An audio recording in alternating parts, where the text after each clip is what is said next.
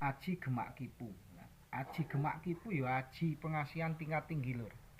Lah aji iki karaktere lur. Kuwi wong sing kena kesawatan Aji Gemak Kipu ki lur. Wong iki goleki sing nyawat aji kuwi kek malih kipu-kipu ora gelem balik lur, cara roh omahe. Bar ngono, ciri khase wong sing duwe Aji Gemak Kipu kuwi wong iki lendu, klimprak-klimpruk ora ndayani ngono lur.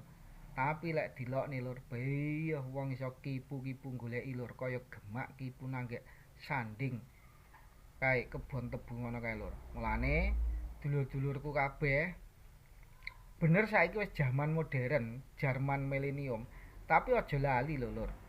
Warisan budaya bangsa Jawa iki sik enek. Penerus pelestari budaya-budaya Jawa. Kayata Aji Jaya Kawijayan, Aji Pengasihan, kayata Aji Gemak Kipu, Aji Pengasihan ya termasuk Aji Pengasihan Jawa tingkat tinggi. Kuwi panggah enek lur, apa lur, peneruse. Mulane aja gampang-gampang ngenyek. Luwih-luwih wong wedok aja dumeh. Sik enom ayu akhire gampang ngenyek wong. Ayo samare di Aji Gemak Kipu. Lah iso kipu-kipu lendalendu lur kuwi engko. Dadine sing ati-ati. Bener jaman iki wis jaman modern, tapi aja lali lur. Kabeh budaya iki mesti enek sik peneruse lur. Mula kanggo dulur-dulur kabeh urip ki pesene Abah Guru Jawi sing ngati-ngati. Aja sampi dumeh, tegese aja dumeh.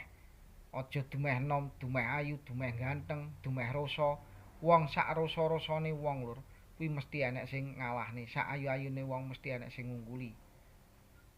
Sak gandeng-gandenge wong ya enek sing ngungkuli. Setinggi apapun langit pasti ada yang lebih tinggi lagi.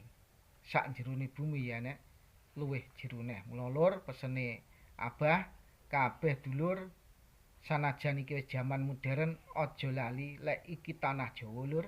Tanah Jawa kuwi penuh dengan misteri lur. Monggo kita ngati-ngati lan cukup sene muga-muga wejengane Abah Guru Jawi manfaat kagem dulur-dulurku kabeh.